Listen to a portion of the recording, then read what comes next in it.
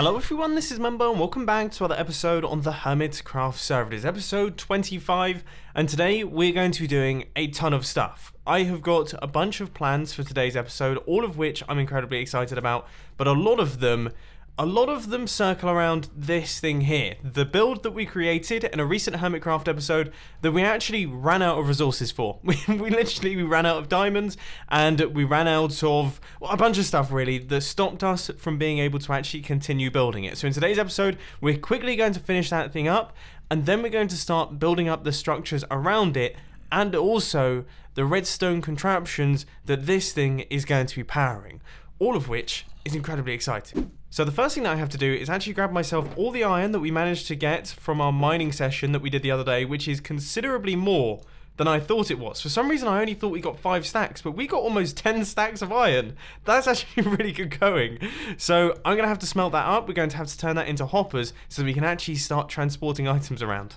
Oh yeah, we ran out of coal in the super smelter as well. Okay, thankfully we got tons of that from our mining session too. This is why I like bonus episodes. I am so excited to get a super smelter built. I couldn't be more excited for something. I guess instead of just standing around waiting for that to do its thing, I should probably go through and actually place in all of the redstone for this build.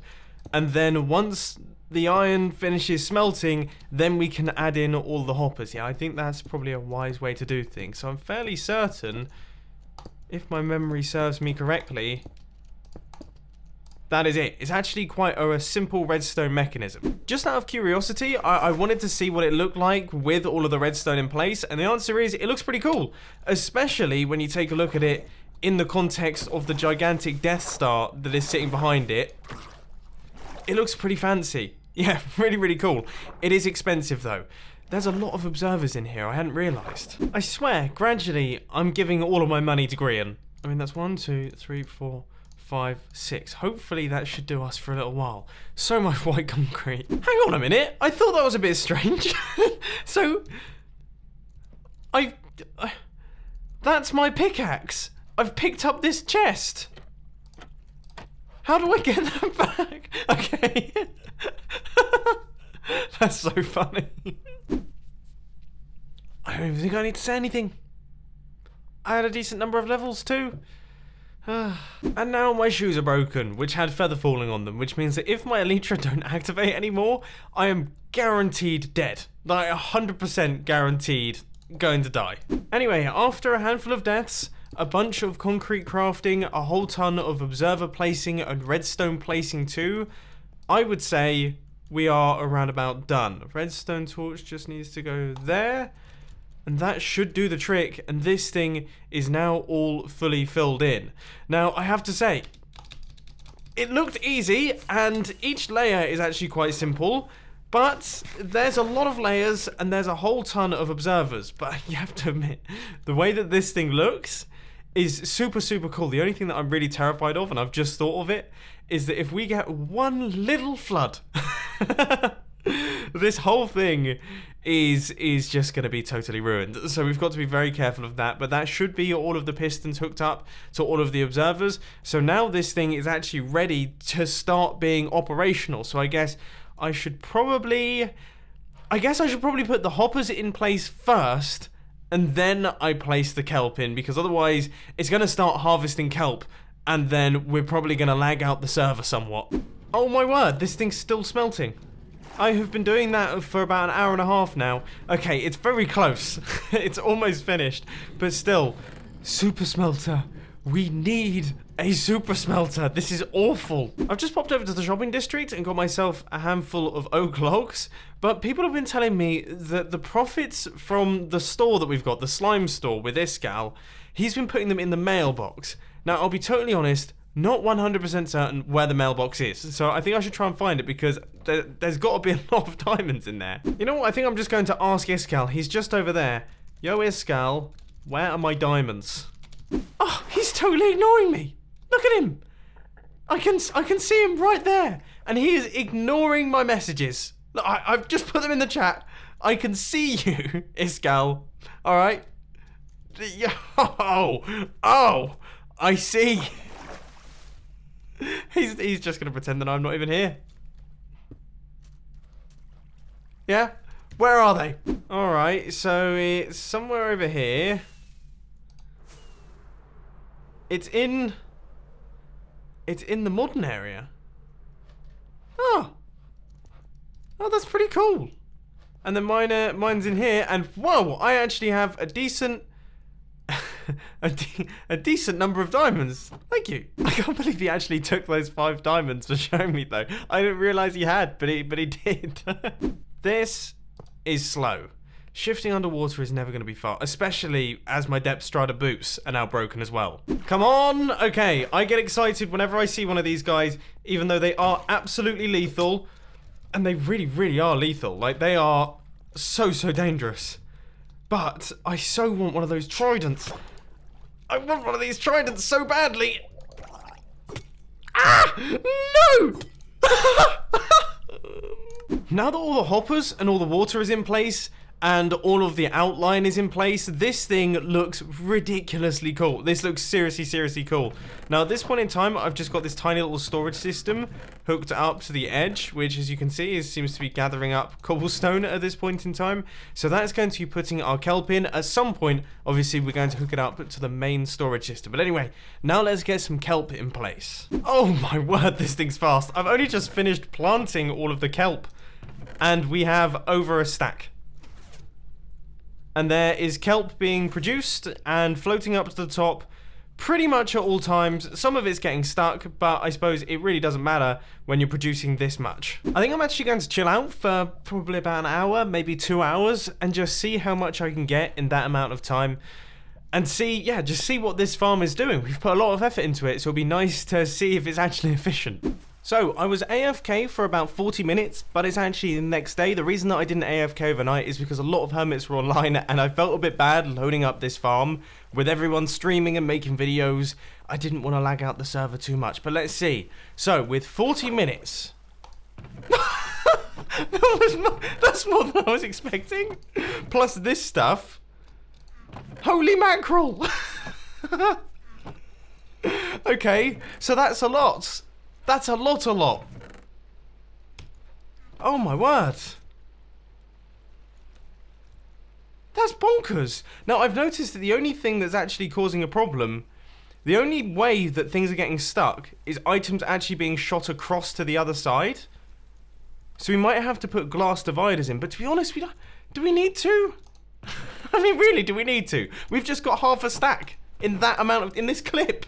Good heavens, this thing is absolutely gorgeous looking. Anyway, as you can probably tell, what we're going to be doing now is we're going to be working on the super smelter, which is the reason why we built that kelp farm, because of course you can craft kelp into kelp blocks to power smelters, and we need smelters because we need glass. This has been like the main bottleneck for this Hermitcraft season. So this is the perfect furnace array by, of course, Ilmango. I'll put a link to it down in the description because this thing is... It's ridiculous, and it's a slightly different design to the one that I built in Hermitcraft Season 5, and it looks, well, it looks like it means business. And of course, the way that this works is all of the items will be evenly distributed between all of the furnaces. They will smelt them all at once, and I think it's 23 furnaces in this system. So all 23 furnaces will be active at once. They'll clear out the items and put them into the output chest, and you get a silly number of items smelted per hour, which is exactly what we want. I mean, come on, we need one of these. And before you ask, no, I have no clue where I'm going to get the iron from either. So this is the spot that I've chosen for our super smelter module. This is where it's going to be going. We've got 29 blocks going across, which should be more than enough. And then I believe the design is about 4 or maybe 5 blocks deep, I think, if I remember correctly, which gives us enough space out the front to just kind of have a small walkway area. And then, as I've mentioned a bunch of times now, each one of these builds is going to have a structure above it and also a structure below it. So any build that isn't like this, with a farm underneath the ocean, we're going to build like a little area underneath, which is kind of going to make it look like we've got a bunch of ships surrounding our islands that house all of our farms. So basically doing offshore farming. That's kind of the goal here. Now, although this isn't permanent, I think it's a fairly safe bet that we're going to have a white concrete floor to this thing, so I might as well fill it in now, just to make life easier for building it. So these are all the furnaces in place. And that is about as much as I can do at this point in time without my hoppers. I mean, I could start building up the redstone, but that doesn't make a whole lot of sense because a lot of the redstone actually goes on top of the hoppers. So I'm going to go into the shopping district and cross my fingers that someone's made an iron store or the iron store has actually been restocked. Or, as I say, don't know. Now, okay, that's meant to look like... This guy's built a Mumbo again. That's meant to look like apparently a bow tie, but I can see nothing but a bikini top. Let me know down in the comment section. Yes! Yes! Yes! We can do it! 1 stack, 1 diamond. Whoop, there we go. And have some of that. I don't even have enough inventory space. You know, I moan about having to spend all of my money in all of these shops, and don't get me wrong, you know, it is a little bit painful watching my diamonds diminish, but it is so handy having this sort of thing. It's definitely something that I missed massively in Hermitcraft Season 5. I mean, just being able to buy the things you need, it's beautiful. Oh, and before everyone calls me out, don't worry, I added the extra diamonds. Yeah, I kind of misread it. Well, doesn't this just feel glorious? 2 stacks of hoppers. And now all 2 stacks of hoppers are gone. Here they are. They are nicely lined up on top of our furnaces. So that is the easy part, all completed. That is all of the furnaces connected up. Now it's time for the tricky part, which is actually all of the redstone logic circuitry. I say that like it's a tricky design to build. Actually, redstone-wise, it's really simple. It consists of mainly just a handful of repeaters, handful of redstone torches. There's only 2 comparators in the entire thing, which are detecting the last items in the hoppers.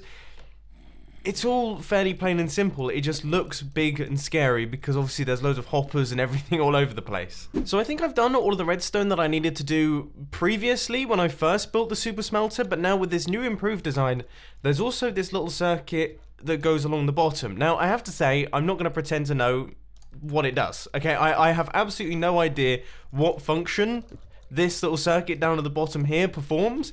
But it's constructed by Mango, and he knows a lot more than me about this sort of thing, so I'm just going to trust his judgment and think that it's incredibly useful.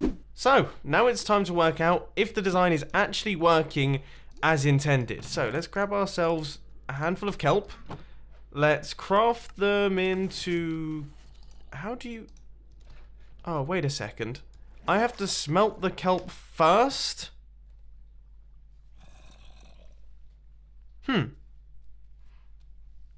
Okay. That changes things a little bit. We might have to build another one of these so that we smelt the kelp. Yeah. Okay, so here's the idea. We're going to transport items from this system behind me here into this super smelter here. So the kelp will travel up and it will go into this system and it will be smelted into dried kelp, and then we'll have a dried kelp storage system which will be sitting right here. Now we're going to have another super smelter in front of this super smelter, and when we craft the dried kelp into kelp blocks, those kelp blocks will then be split in 2. Half of them will be going into the front super smelter, which is going to be smelting my items. The other half are going to go into the back super smelter, which is going to be smelting the kelp, which is going to be making more fuel for both sets of furnaces. I hope that made sense. I like the idea. I think it's an awesome plan, and I think it's going to look really, really cool. We just have to get it set up. So here we are again. Well, we need 1, 2, 3, 4, 5, 6, 7, 8, 9, 10 diamonds. So that is 10 of those. And then, of course, we need 4 stacks of logs. So that's another 8 diamonds. This is expensive business. Now, with this project, there are a number of things that I feel are going to be slightly tricky to deal with. And the first thing is the fact that we can't just have a constant flow of kelp running into our super smelter, because the constant flow isn't quite constant enough, in that you kind of get 1 kelp here and then you get another couple of kelp coming through, and what that will mean is that the system kind of won't work properly and it won't be smelting evenly. So what we're going to have to do is we're going to have to create a holding system which holds up 23 items and then releases them when we reach 23 into the system, so that all of the furnaces can activate at once, and then we hold up until we get 23 kelp again, and then it all gets released, so all of it happens evenly between all of the furnaces. Now, I'm not 100% certain that this is actually going to function, but in my head, it kind of does. So here is our output hopper. Over here we have got our input hopper, and then this is the holding hopper. Now, as you can see, if we add some items in here, okay, we're up to 6. And then if we add a few more, then that's going to take us to 14. Now, if I add something like, I guess if we add 10, let's say, that is going to take us to 24. So that is over the limit, and we should see that the system will activate.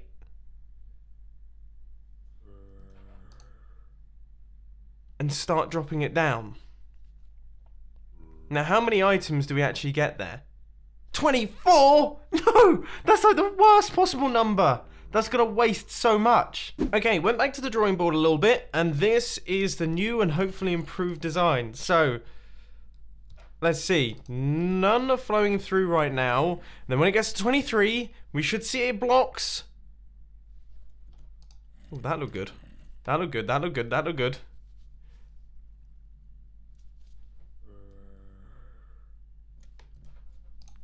Yes!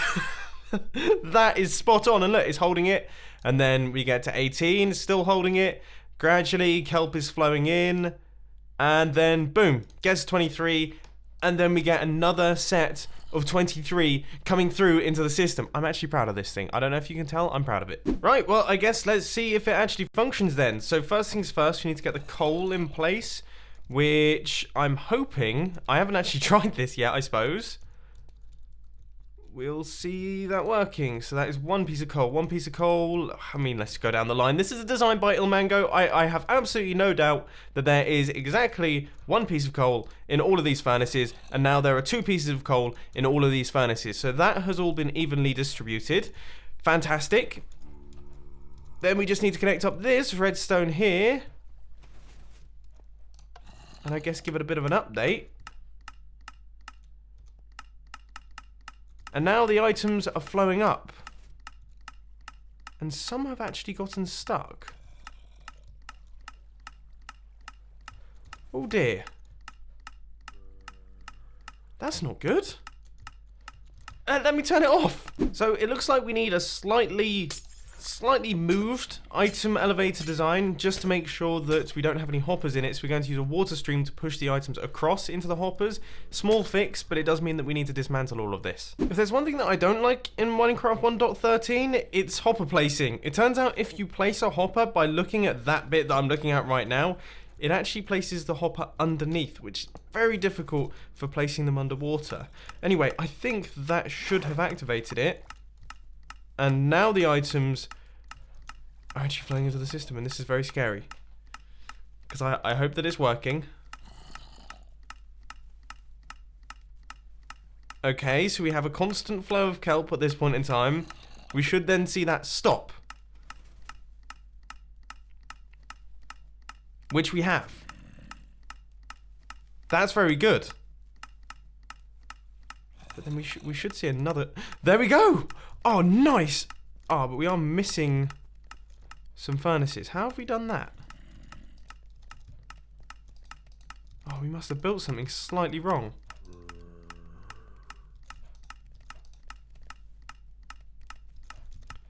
Yep, we must have built something wrong, because this isn't looking quite right. Oh yes, that's probably going to do it. Yep, these things right here. Now this should actually be working, and hopefully that hasn't actually caused too much of a problem. Yeah, it doesn't look like it has. Whew. Now that I'm watching, there is slight inefficiencies in my design. I mean, when we're clearing a backlog like this, obviously we have a constant flow of kelp.